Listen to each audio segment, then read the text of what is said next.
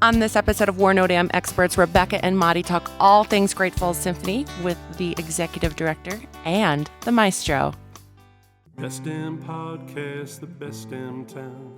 You want to get up, get ready to get down.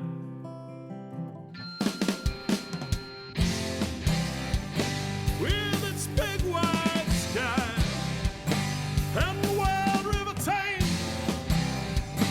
If you want to go, we can take you there to Great Falls, Montana.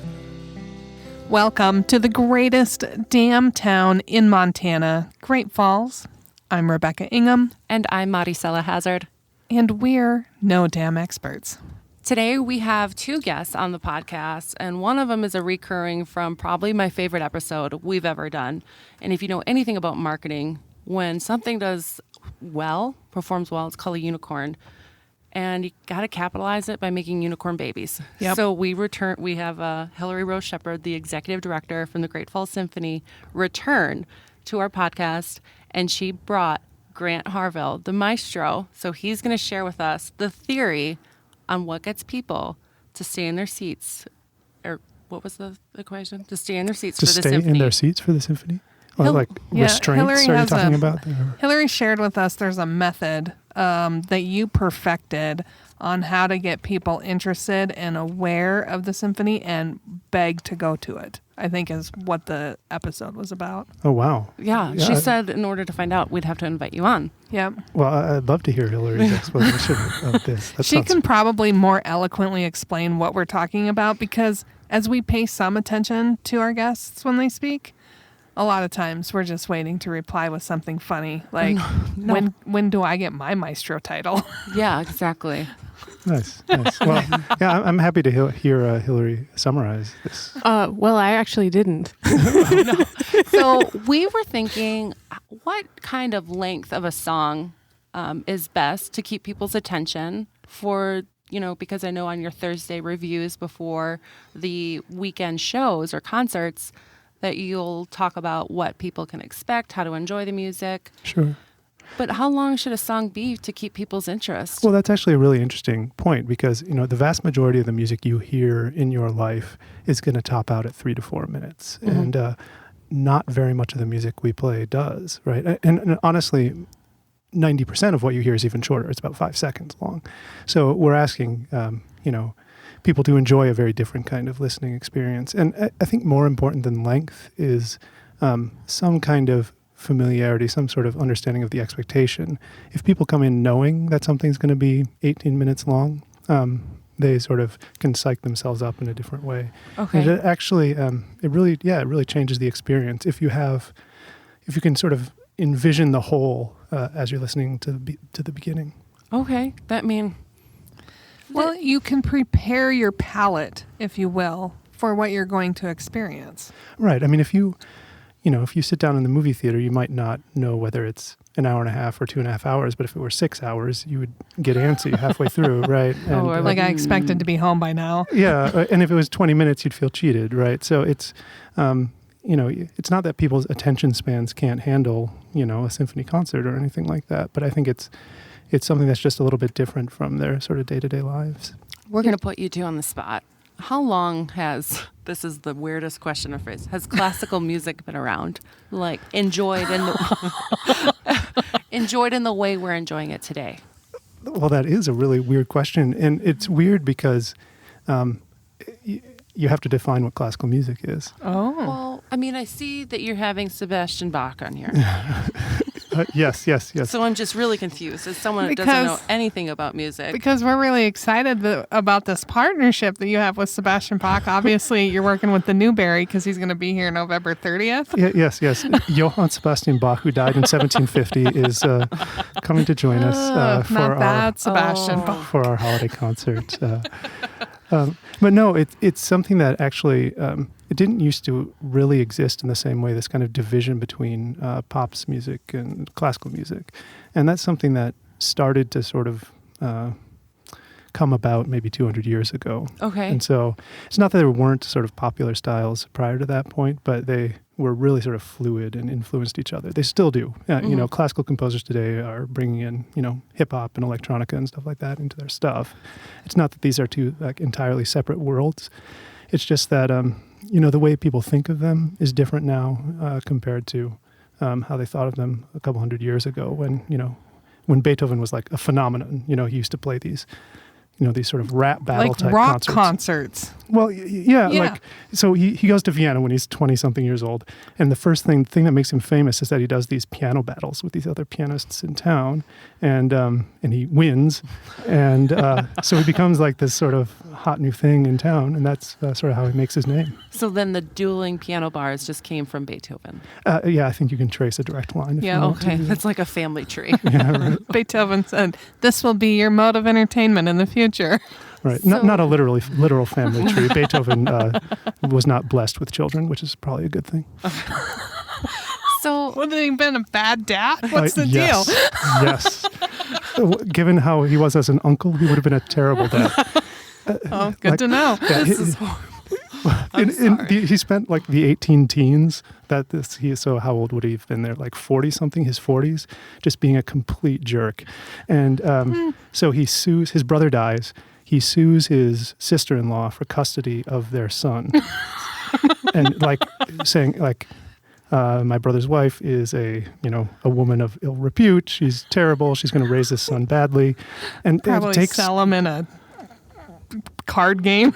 yeah, something along those lines. I mean, yeah, and he's constantly going in and out of court for this, but he's terrible to this kid. The kid ends up attempting suicide. Oh, it's no. My not cool. goodness. Yeah. So again. Being a child of Beethoven would have been a bad thing. The things you learn. Okay. What, Gret, was he, remind me, was he deaf during that time? So he never goes completely deaf, but he starts to notice symptoms when he's about at least 30 or younger. So he's getting deafer and deafer over the next couple decades of his life. And that's probably part of it, because even though he can still write music, he can't really perform anymore. So he needs to fill the time with something, and I he guess. gets frustrated, I'm sure. Oh, yeah. Takes it out on poor little nephew Beethoven. Sure. Well, and if he can't perform, then like he needs to somehow have a different kind of legacy, and he's trying to sort of shape this kid, and no. it doesn't go well. And the media did not paint him in a positive light as far as looks were concerned, right? He had some illnesses, and he's sort of deformed a little bit. I don't know. I don't know. I don't know if I'd use the word media. deformed, but media. constantly complaining about his health. So if it wasn't his ears, it was his stomach or his feet or something like that. So he's sort of physically in pain all the time. He's just sort of A diva? Like, just like, I need attention. Like, oh, my foot No, hurts. he probably was sick. I mean, yeah. 40 was nearly dead back then. Okay, well. Yeah, I think as far as we know, I don't think he was making these things up, and he didn't live tremendously long time. He dies at 57. But Yeah, Okay. that's pretty old for the 1800s. yeah. Hillary was saying that she gets to meet some of the performers, or if not all of the performers that come to play with the Great Falls Symphony. Do you get that kind of privilege too? Like, do you get to ride along in the car and hear about their troubled children?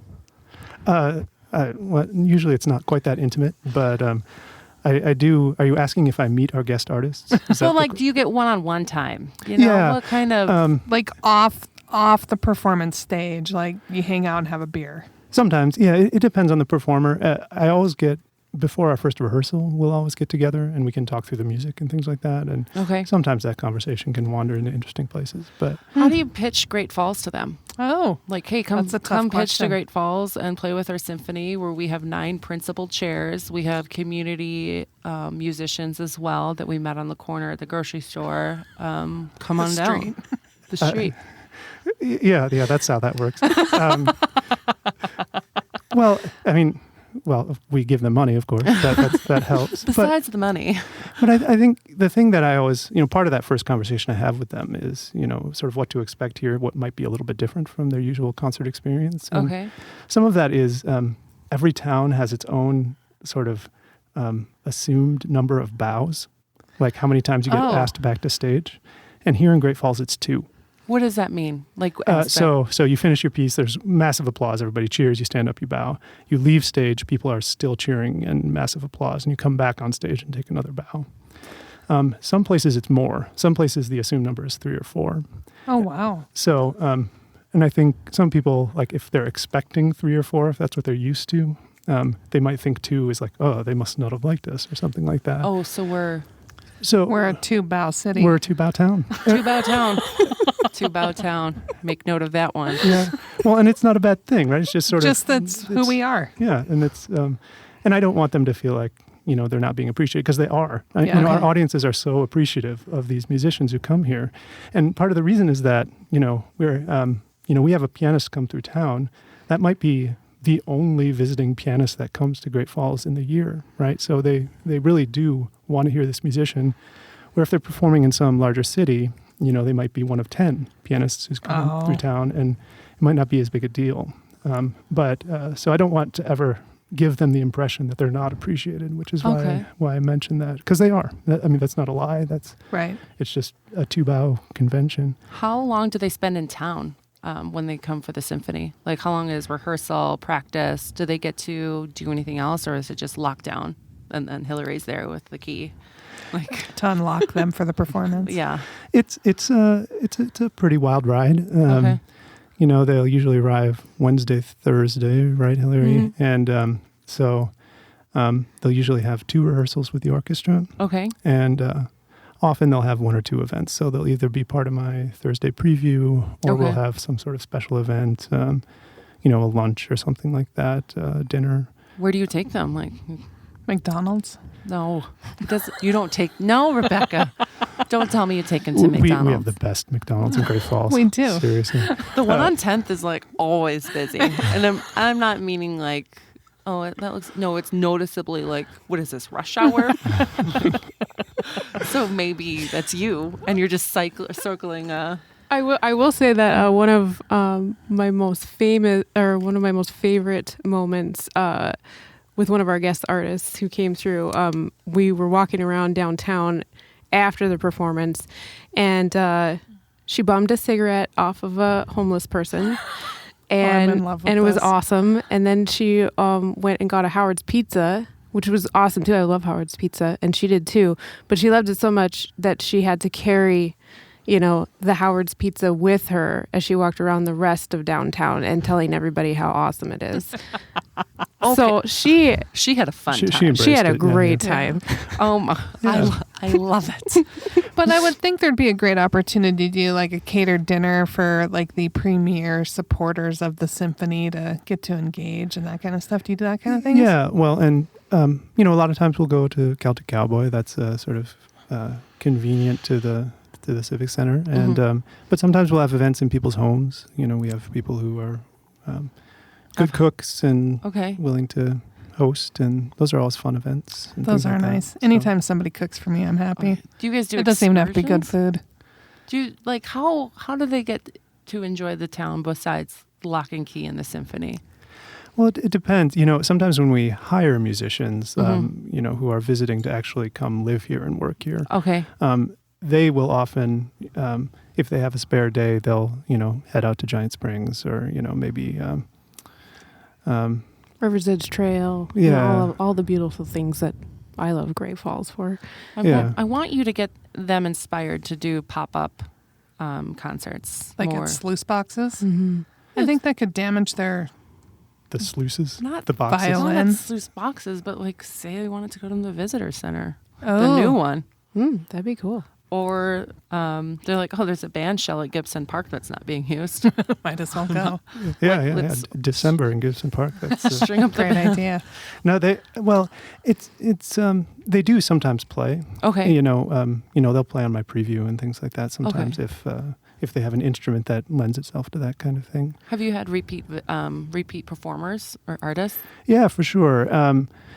Singers in particular. If you find a good singer that you like to work with, then you hold on and don't let go. And so we hire those singers back when we can. Singers they're lovely, lovely, lovely, lovely, lovely human beings, and some of them are. And so when you get ones that you that you really have a good working relationship with, then it's a really Good nice rapport. Yeah. Okay. Well, So would you like to discuss the qualities of people that are awful to work with? We could do that for you. Or the other question could be, what do you do when you're not conducting the symphony? Do you just hang out at home?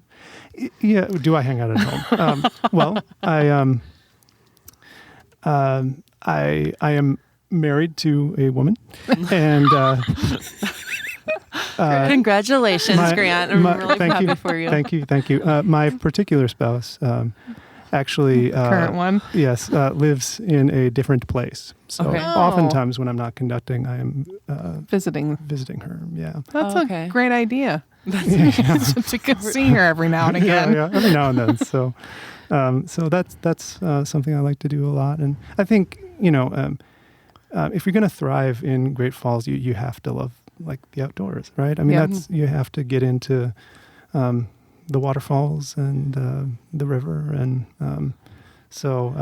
the parks and things like that. So that's what I like to do a lot, and a lot of my job is very sort of public and social. Like I'm on stage talking to large groups of people a lot of the time, and so for my off time, I tend to be more private. This used to not be something you could admit in public, but I play tons of video games. I love video games, okay. and so Have you been to awesome. Game Night Lounge? is that the one on Central? No, that's the one in Marketplace. In the old. Oh no, I haven't. You need to go. Okay. We posted. I had nothing to do with it. Madi posted a video. There we go. It's going to come to me. Madi posted a video of herself doing a virtual reality game that looks scary. She threw the mask off her face. I had to have assistance from Josh, who runs it. Yeah. Okay. So So it's like a horror VR game? Or? it was, but Nice. they have this one, I forgot the name, but it's a racing one. It's one of 7 in the world. It was the 4th one installed, and it blows wind in your face, probably spits water. It's actually just Josh with a tube or a straw. But you can feel like you're on a roller coaster. It's crazy. Do Tokyo drift stuff. Nice. And it moves you back and forth. Yeah, up So and it's like down. a Peloton or something. yeah. I love it. Like a but they also have these video games, like all these consoles, and you can rent living rooms and do cool. tournaments there. And they have a computer lounge, but there are other virtual reality where you put the vest on and get the gun and the goggles. You would have fun with that. I sure. am not a video game person. I like N64, and that's no longer not- part there's- of my life. there's I hear you nothing can get wrong it with on that. something Yeah, else. yeah. But my daughter tried it, who's 3. There was a penguin shoot where you throw snowballs at the penguins. She didn't understand the concept, like why she couldn't see me in the game, in the virtual reality. She's Okay. 3, so Sure. you know. Object permanence is still tricky, is that? Yeah. Okay. But there was a zombie. A zombie penguin? No, a zombie apocalypse We moved to another game. Oh, this is a different game? Yeah, Yeah. there was a different game where there was a zombie apocalypse one, and my husband and friend did it, and they were cursing. So there's why some of the audio was removed on the video I shared on Facebook. But I was like, oh, I'll try it. I did not like it. And that's pretty much what I screamed for 5 times straight. And then I Yeah. just whipped off the goggles and handed someone came and took the stuff from me. It sounds like a blast. So- I would love it. You can get out and explore and do that kind of, like, there's video gamers here. Like, that's sure. state of the art. I had no idea that was Yeah. that cool. Well, and that's the thing. Like, as I say, it used to be something that you couldn't sort of admit in public, but it's everywhere. I mean, Yeah. it's a huge culture, and I think part of it is just that the technology has gotten so good that it doesn't feel so childish anymore in the way that Yeah. it did maybe So 25 years ago. Although this weekend I did play with my niece and nephew, a 3-person Mario Brothers thing. Yeah, I didn't do well, Yeah. and the rest of what I told them will remain off the podcast. But Miley, if you Mario eat me Brothers again in the game, I will never play with you. So we have a dream of having a hologram of Charlie Russell in the visitor center. I guess it's going to cost $7 million, and no one is donating money to our GoFundMe. But what would be really cool is if we got like a virtual reality simulator and be like, oh, I'm previewing the symphony. Oh, that would be cool. That'd be rad. Yeah. And there's Grant. Like, hi, I'm Grant. I'm the maestro. Welcome to the symphony. Yeah. Yeah. And then it could be like, okay, cool. And then you can buy your tickets afterward, or like switch through like, hi, I'm Dwayne Bushai with the Lewis and Clark Interpretive Center. Do you want to learn how to burn poop? Well, we can't compete with that, can we? No. Well, different target markets. Yeah, I suppose. So what would they do when they walked in? Like, I would just say, hi, I'm with the symphony. Like, would they conduct or? No, they would sit there and listen to the music. Okay. I mean, this Oh, is... they should conduct. Okay. That would be really, that's But there's got to be, interactive. something more Yeah. interactive makes more sense. Okay, well, if we're Yeah. going to really go with that kind of avenue, I think then we should do some social media content where we run a contest where you get to conduct the symphony for 10 minutes. Yeah. Virtually. I mean, I assume you wouldn't offer somebody the opportunity to burn poop and then not let them do it, right? I mean, you have to follow through with that kind of Okay. thing. So I think the symphony has to be at least equally sort of Exciting. tactile. Well, Okay. I'll say too that we actually have that opportunity, not virtual reality, Yeah, but But yeah. at Black Tie IRL, yeah. at Black Tie Blue Jeans, Really? you can bid to be a maestro for a moment, and you Really? get to conduct at the Christmas concert. Yeah, you conduct sleigh ride. Mm-hmm. What? Yep. When is this Then- black tie? I know I have it on the website because right now today it's March September 4th, 2022, Darn Ooh. it. Son of at the Newberry. Well, this is perfect time. So Okay. anybody who's listening, March 4th, Friday. 2022, make your plans now to be in Great Falls. Get your tickets For the as soon black- as they become available black tie blue jeans. because you could be a maestro for a moment. Now I'm going to guess if we win, you don't get any training beforehand. You just show up with the little conductor wand. Oh no, absolutely! You and can then rehearse nobody if you want. pays attention to you. So you do actually, if you want to sort of check in with me, I can help you out with these sorts of things. You do get to come to a rehearsal and try it once before you do it in the concert. So it's not completely blind or anything like that.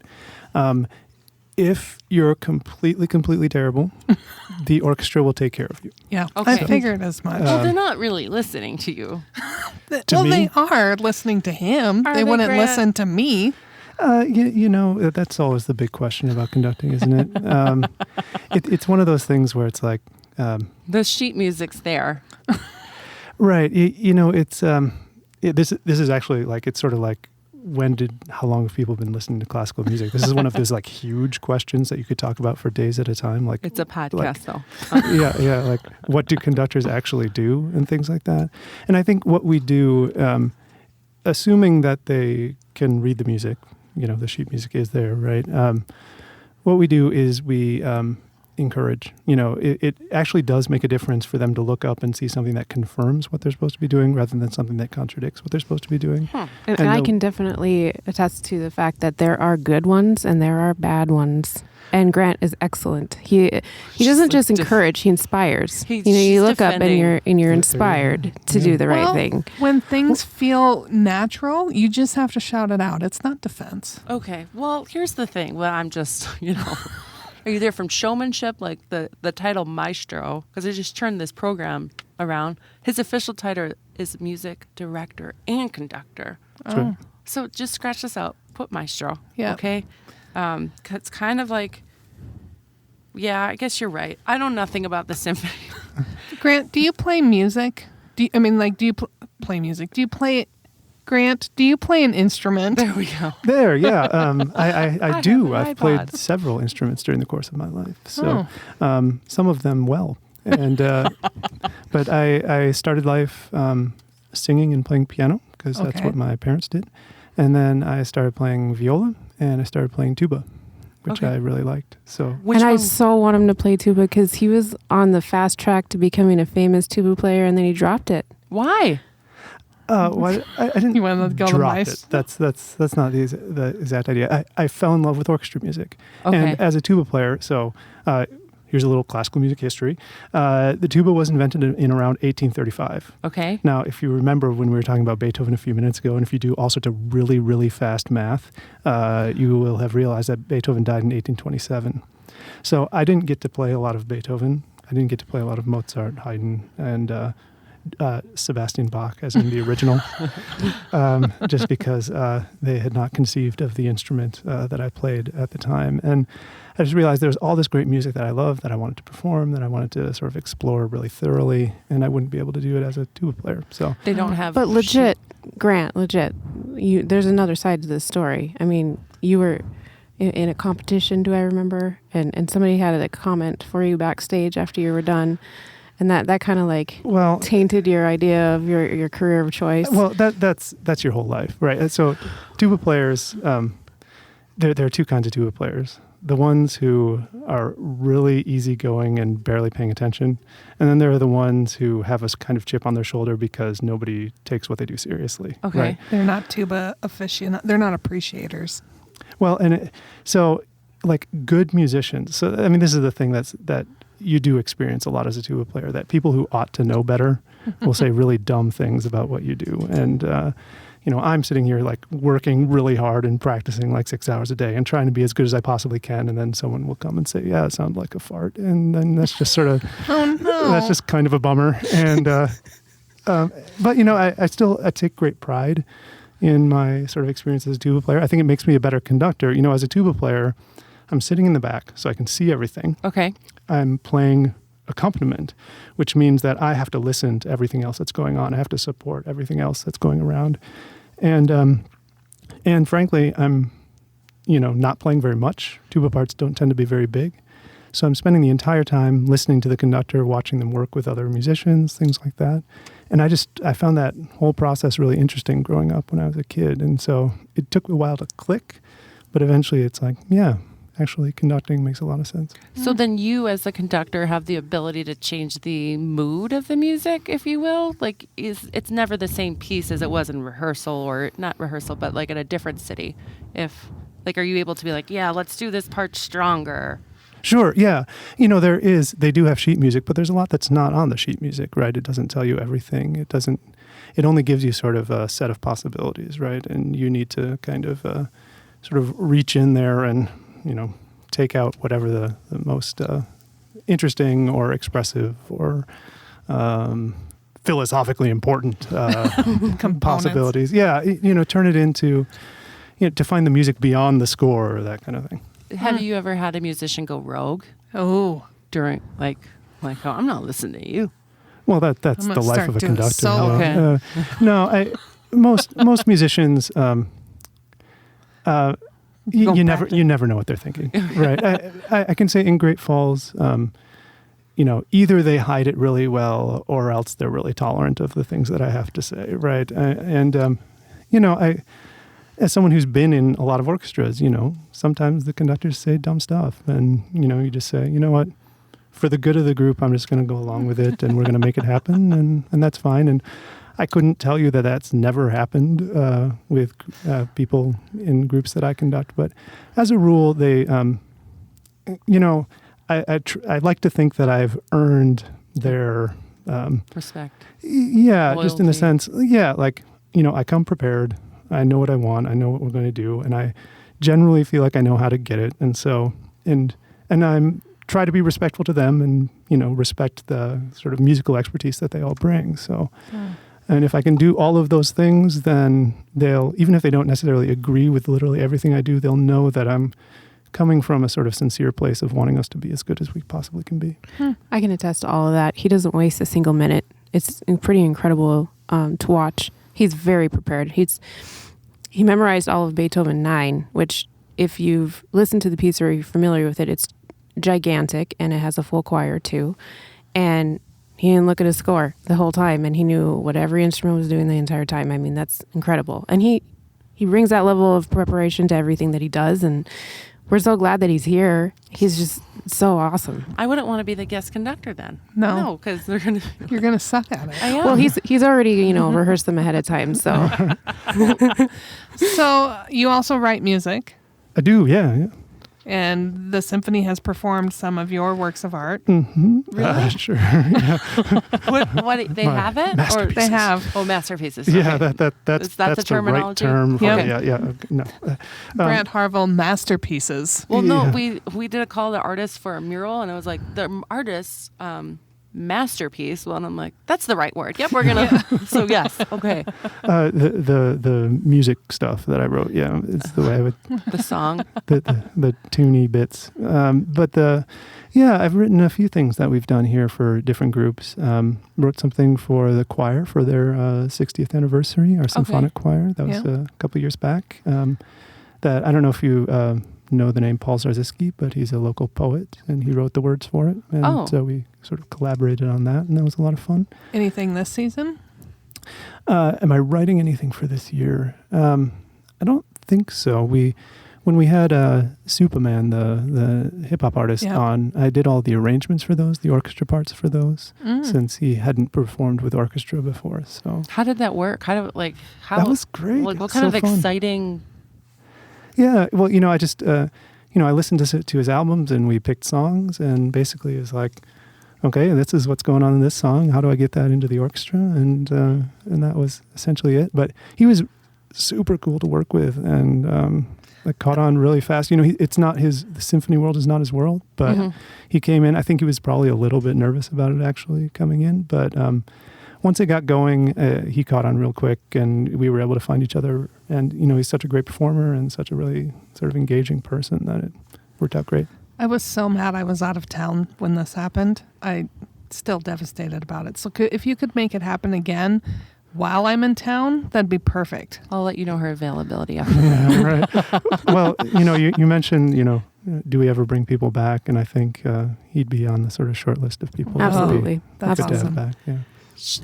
Hillary said that she'll join the symphony if they really need her, because she. I also need someone to open a GoFundMe to buy me an A clarinet. Okay. Oh no, what it's about- happened? Musician nicked it. problems. I've yeah. never owned one before, and I need one in order to play in the orchestra. So here's the weird thing about clarinet that doesn't apply to like any other instrument ever. So clarinets are really high maintenance about this. Of course, Hillary would have that one. So The one under her desk doesn't work. no. So clarinet players, they so if you like a flute player walks in and plays, they have a flute. If they need to play something really high, they have a piccolo. But generally, everything they play is going to be on that one flute. Clarinet players, they need two clarinets. Oh. If something is in the wrong key, then they're like, oh, better play this on A instead of my B flat clarinet. So So I only have a B flat, and I've never owned an A. And so if any wonderful patron out there would like to fund me. If you have one that you're willing to donate to the cause, just drop it in front of the symphony office. Hillary will know what to do. Also, if you've forgotten, I'm still looking for a canoe. You can just drop it off in front of our office. I'll know what to do with it. Preferably not a Coleman. yeah, I'm going to go out on a limb and say there are probably a few more spare canoes out there than there are A clarinets. You would think. I don't want to. Canoe has not shown up in about 4 months. Weird. I keep asking. Of course, they still have to actually pass the audition after that point. But Oh, yeah. Well, you know someone that's in Could the help. I know a judging few panel. people. Yeah. We do have a sort of incentive to allow Hillary into the group if she so desires. Are you ever going to play with the symphony? Because here's the thing. You just said that Superman, his music is hip hop. It doesn't work with a symphony. Neither does Beethoven's, but you guys made it work. So is there sheet music or whatever, a different notes that someone has told you that this works for tuba? And then you can join in. Well, first of all, Superman's music works great for orchestra as far as I'm concerned. Well, We just had to rewrite it. you know what I meant. I did not mean. I actually don't quite know what you mean. What do you mean? I meant it wasn't originally written for the symphony. Wasn't intended. Was it intended? There we go. I see. So like, it wasn't. I still don't quite see. You guys did a remix, right? Is that what I'm hearing? Yeah, sure. Sort of re-instrumentation kind of thing. Yeah. And Beethoven stuff is not intended for the tuba, It but isn't you intended for the tuba, should right? be able to find some notes to make it work. Yeah, that would be a possibility. I think if I were ever to play something with the orchestra, I probably wouldn't pick Beethoven. Tuba sounds just a little weird on Beethoven. Well, I certainly challenge you to Flight of the Bumblebee on tuba. I've seen it a couple times. Man, It's pretty sweet. It's Yeah. super sweet. Have you heard of Flight of the Bumblebee? Yeah, Yes. I've heard of the. Oh yeah. Exactly like Okay. that. Oh, That's yeah. That's There's an arrangement. Uncanny how accurate that Yeah, version was. pretty You much. should listen to all of our episodes. Sing on them. There is an arrangement for tuba, and it is wild. Really? Yeah, You should do it. I actually did see it live here when I was 10 years old. It was an Air Force band that was coming through, Okay. and that was the featured soloist, and it was phenomenal. And Those military band folks are great. Oh, yeah. That's their job. yep, Oh, yeah. They, those are- don't get me started. Well, so, I mean, those are really competitive positions, especially the Marine band, because they don't go through basic. And they're the only people besides the president, apparently, who do not have to go through basic. And the way it was described to me by one of the Marine band guys was, we are so much the last line of defense that basically every military person on Earth gets killed before we do, essentially, is the way that the whole process works. So, I have completed training before and said to the instructor, if I am ever the gunman, like on the 50 cal, there are civilians that are taking up arms as well. But I'm forming my own militia at that point. I've used grenade launchers, trained on that, but I'm like, I'm never going to use this, and if I am, something's gone horribly wrong. everyone else is too. So, that's awesome for them. But I'm going to need you to do the flight of the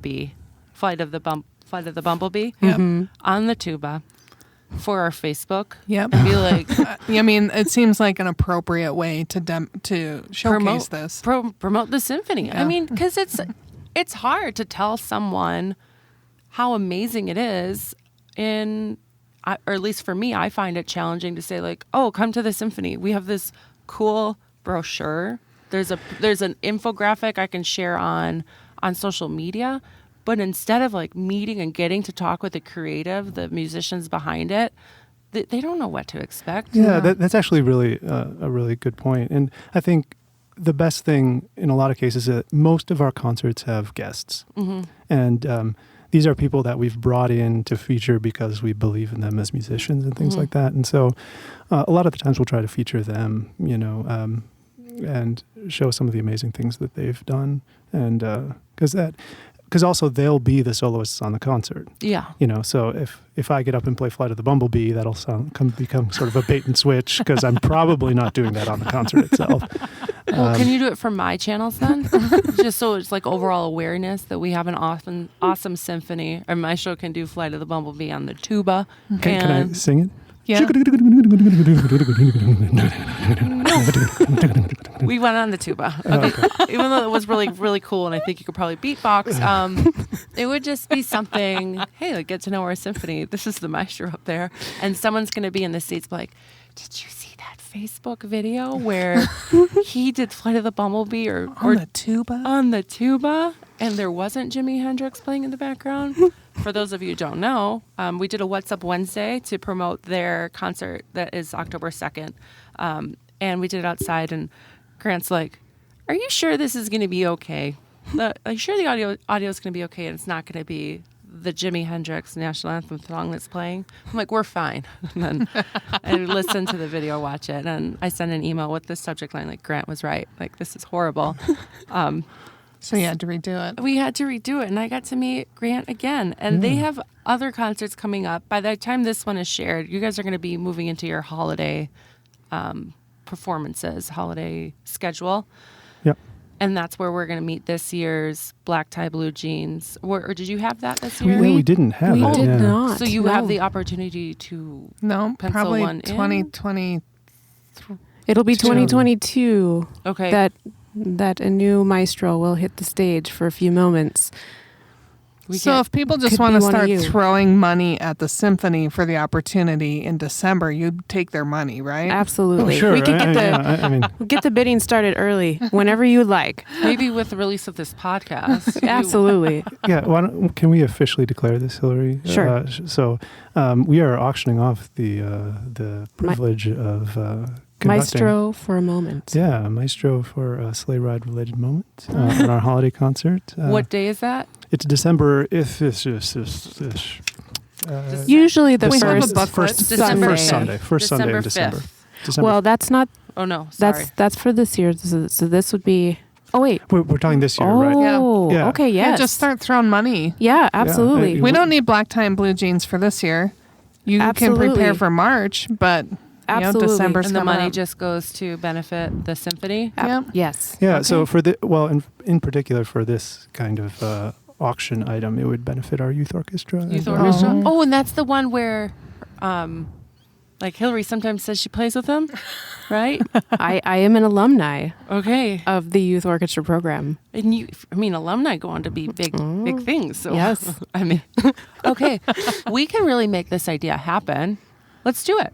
Absolutely. We'll Cool. talk details after the podcast. But when this one Sounds great. airs, let's Open wrap- up your checkbooks. send it in because we got great music in Great Falls and you need some great money behind it. You know, it's one of Grant's goals to never have to, To conduct a sleigh conduct sleigh ride, ride. his Really? entire career because Gordon Johnson, his predecessor, had to do it the most out of all the pieces he's ever Yeah. conducted, and he's not super proud of that. Okay. I'll tell you. I've Oh. conducted sleigh ride like dozens of times in my life, so I feel like I love sleigh ride. I unironically love sleigh ride. I do feel like it's an opportunity that others might appreciate more than I would. I like that. You're running for office, aren't you? But it's actually, if people are sort of scared or something like that, it is actually seriously fun to stand up there. And, musicians, some musicians can be grumpy, but our musicians are not grumpy. And they'll actually, they'll enjoy having you be up there. People who've done it before, like Dave, Karen's husband. Dave Snuggs. Dave Snuggs. He dressed as Santa, and then the next year he won it again, Oh, and he dressed as Scrooge, right? Dave Sasloff did it. Oh, Dave Yeah. Saz. Oh, there was a war going on. That's Yeah, right. so Dave Snuggs got up there and flossed instead of conducted and things like that. So, this is a chance to have a really good time. So it shouldn't be a high pressure scenario. Yeah. So outside of the bidding, Hillary, do you ever have a desire to be the maestro to the symphony? Absolutely not. No. Mm-mm. Well, if you say No. he's memorizing Beethoven 9, I wouldn't want to do that kind of memorization either. You know, I You tell don't you, have to be that committed to the job. I tell you what, one of the most terrifying parts of my job is all the prep mentally, knowing I have to get up on the stage and say a few words. And man, I'm just a wreck that day. I can't think of anything else. And it usually goes okay, I think. It goes fine. It's fine. I've been told I stand like a football player and that I need to stop standing like that because it's not very It's commanding. becoming. Not very natural. You need to listen to the podcast with Norma Ashby Smith Oh, yes. and just say, you know what? I stand the way I stand. Listen to what I'm saying. I love it. It does Norma not- comes to the symphony. I love her. Yes. So, And the preview. So if you come, Yeah. you can see her there. okay. Yeah, but no, I it's funny too, and I've also been critiqued to say that somebody came up to me and said, "Dear, what you said was fine, but just so you know, this was not a show; it was a concert. So please get it right." So there's a reason why I get a little nervous every time. Everybody has an opinion. They do, and they tell you to your face. Well, at the which is symphony, better which is than- fine. Better than saying it behind your back. I'd rather have it to my face than social media, but Yeah. Yeah. I'm glad I've met you too because not only are you guests on the podcast and, one of the driving forces behind the symphony, but you're also really fun and you're not laughing at my questions because most of them are serious. Like, I don't know anything about music. I played trumpet and I played the piano, but from then on, I know nothing. So, And I can just say, it actually is sort of a frustration for me that people feel like they don't know enough to go to a concert or something like that. And I just, first of all you have to do is listen. That's your entire job. Just let the music hit you. That's all you have Yeah. to do. That's the entirety of the Yeah. gig. and we exist to make Great Falls a better place, and we do it through music. But the fun thing about coming to a symphony concert is that you know that you're going to be around other people and you're going to have a good time and you're going to be able to converse with them and you're going to be able to listen to beautiful music and dress up and have a great dinner before and maybe some drinks afterwards. Is a great night out. It doesn't have to be so cerebral. Yeah, Just go there and enjoy. Yeah, it's not a high pressure situation. The thing about calling it a show or not, I can secret here. I don't care. That's not a hot button issue. You for heard me. it here first. Yeah, and there are people who really get caught up on whether you clap at the right time and things like that. I don't care about that either. I mean, hopefully you're not really loud as I'm trying to concentrate or something like that. But it's not. I do think people have this idea that going to a classical music concert is something you can screw up, and it's really. I always say if you can handle going to the movies, you can handle going to a classical music concert. Just probably blame it on the 90s sitcom that someone's, bringing a Pez into the concert and laughing hysterically. Or they stand up at the inopportune time and go, "Yeah, that's right, go Grant." No, that might not. We would love that. Honestly, silence. I he wouldn't would mind. turn around and bow. He would love that too. 2 bows. and and I love it when people ask questions. Okay. Again, if you feel like there's some piece of knowledge that's preventing you from enjoying something, please ask. That's why I do the previews. I love talking about this stuff. I love new questions and things like that. Well, Rebecca tells a story often to, she's getting a pedicure. Someone asks her, "What do you do for a living?" And she's like, "I'm the executive director of Great Falls, Montana Tourism." Kiss my hand. No. But some of them, they have oh, that must be a tough job. And then obviously she connects with them, breaks down any I tear the barriers down. Yeah, and tells them how it's the easiest job in the world. When you are in the grocery store or something, or in a place where someone asks, "What do you do?" How do you answer that question? Well, it depends on who's asking. So A stranger. Well, And I'll just preface that usually if you run into him and you ask him that question, he is wearing sandals with no socks and something else very casual. well, So it's kind of unbelievable if he were to answer the way he does.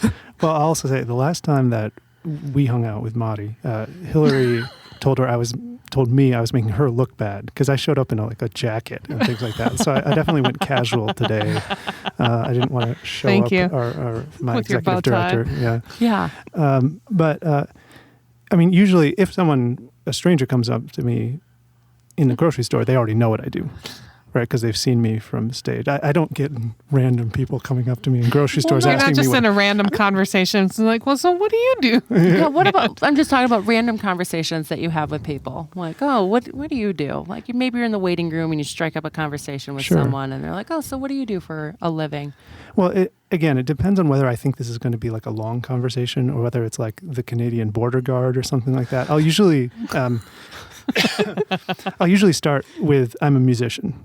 And if that seems like it's spurring more conversation, then I'll say, I conduct the Great Falls Symphony. And usually that's sort of interesting to people. It's It is. a That's sort of why rare enough kind of profession that people tend to be curious. I would start my lead if I had your job. Someone goes, "Oh, what do you do for a living?" I'd be like, "I'm a maestro." And then I would don't just you sit forget. there and wait for them to go. I'm like, "That's right. I said maestro." Now kiss my hand. Exactly. So we're trying to eliminate this kind of elitism in classical music. I'll just point that out. Okay, so knock it off. No, but yeah, I'll say, I'm a conductor. I'm an orchestra conductor. And usually what people will do, they'll tell you stories about their sort of classical music experiences. So I actually learn a lot more about them than... Because, that's a awesomely unique job. So... Yeah, it spurs images in people's minds, right? And it gets, as I say, I'm happy to hear what they have to say. I mean, I've explained my own life plenty. So how long have you been in the Great Falls area? This is year 5. Yeah, it's year 5. So, okay. Where are you originally from? Midwest, Wisconsin, born and raised, and then via Atlanta. Do we have some more Wisconsin connections here? Because I also like a Vikings fan or something. That was a really sort of originate from Wisconsin. You do? Madi's from Wisconsin. Mm-hmm. You guys are from wild. Wisconsin? Mm-hmm. You know what? One of the park rangers at the Lewis and Clark Interpretive Center said, you can create a community within Great Falls or even Montana of displaced Wisconsinites. I think it's true. Yeah. And in fact, if Here's you ever the founding meeting right here. if you invite Megan Carls, one of our principal violinists, she also is from Wisconsin. The one that's playing November 6th, 11th? Yeah, she's playing concerto this year. Yeah. Okay. Yeah. Really? Mm-hmm. Wow. Rebecca, you're odd man out. She grew up in Minnesota for the first 5 years of her life. Oh, So Minnesota. I suppose it's close enough. Go Packers. But I grew up in La Crosse, so I was sort of that's kind of like a split community because it's closer to the Twin Cities than it is to like Milwaukee or anything. yeah. Okay.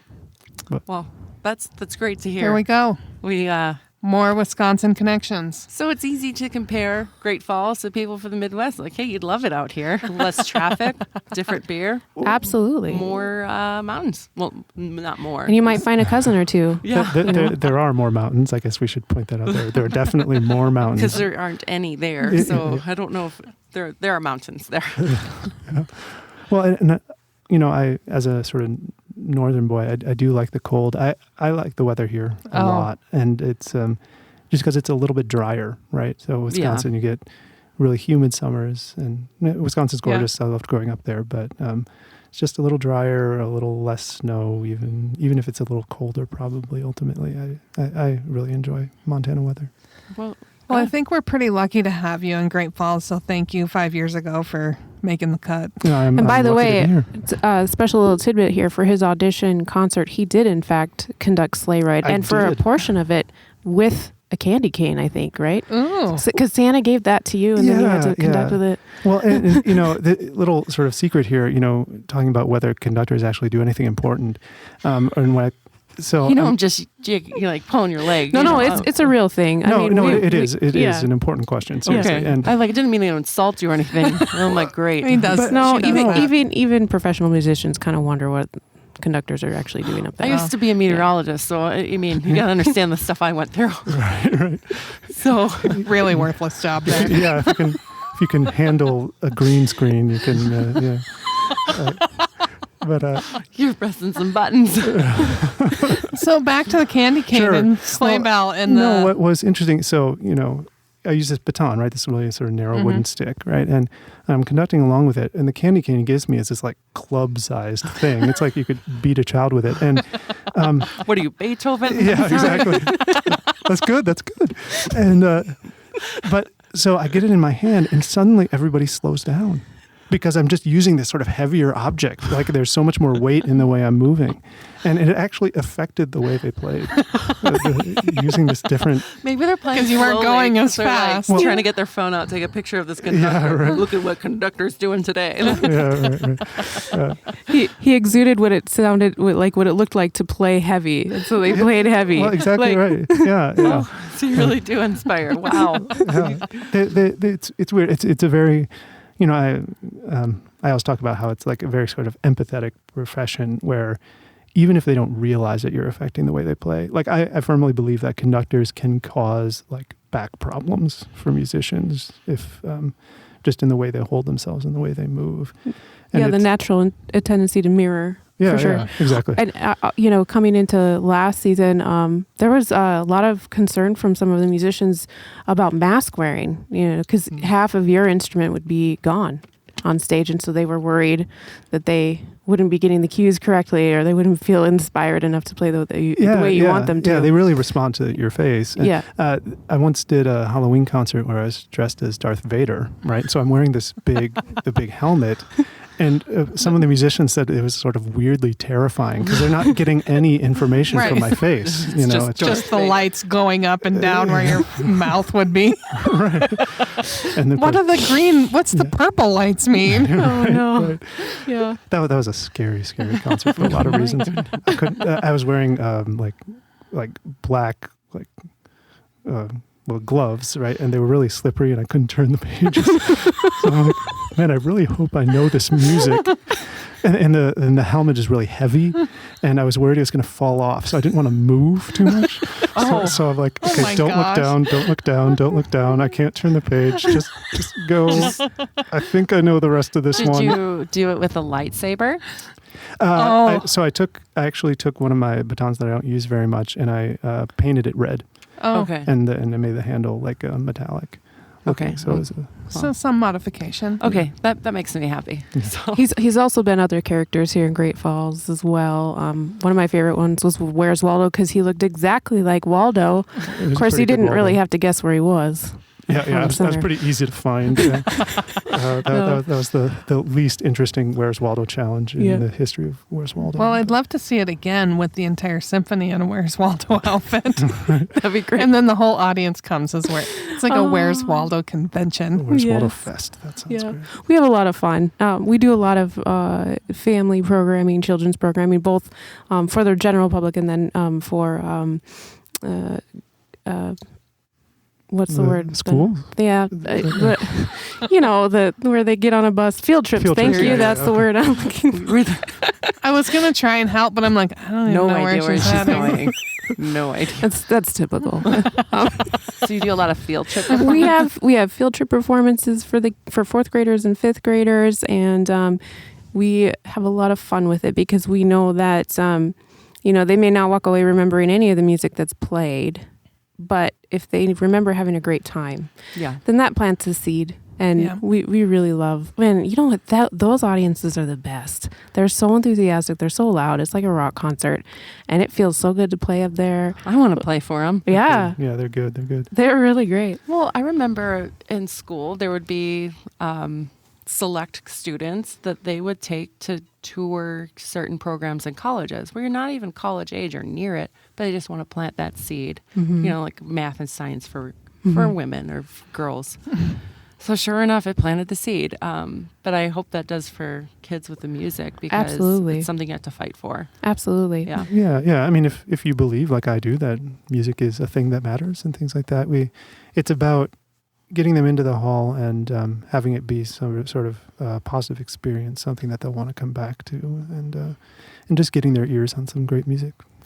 So whether you're a kid or an adult and you've never been to a symphony, we have that opportunity in Great Falls, and we have all the performances of the symphony listed on our website, I assume. Yes, it's on there. I remember that night vividly. I don't do that, so I just make assumptions got a lot of that it's all done. Okay, I know. I have the one for March 2022, the black tie, blue jeans on there. So very good. Okay, it's so on there. Plan around the symphony performances. You can do a whole bunch of other stuff, but make that the center of your trip because you will not be disappointed. Absolutely. If you have any questions about today's episodes, you can find show notes on we'reknowdamnexperts.com, and you can purchase tickets to the Great Falls Symphony at gfsymphony.org. Correct? Yes. Yes. Or you can purchase them at the Mansfield Theatre if you're in town, and they still have some seats available.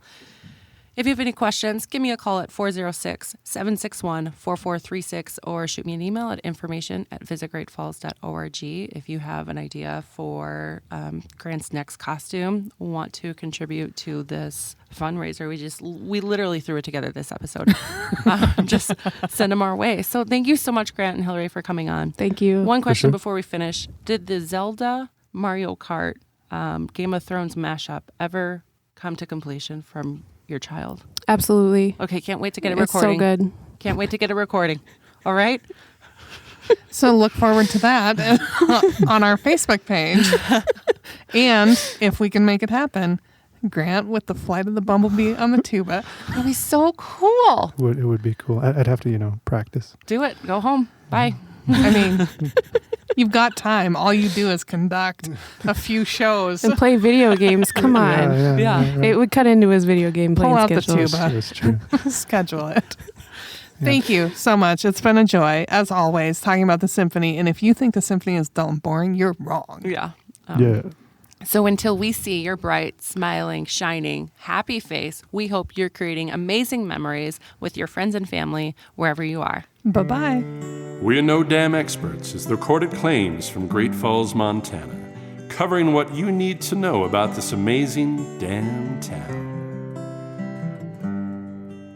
Damn, that felt good. On the next episode of We're No Damn Experts, Rebecca and Maddie celebrate their almost 1-year anniversary of podcasting. We're No Damn Experts is produced by Great Falls, Montana Tourism with original music by the best damn musician, Joel Corda.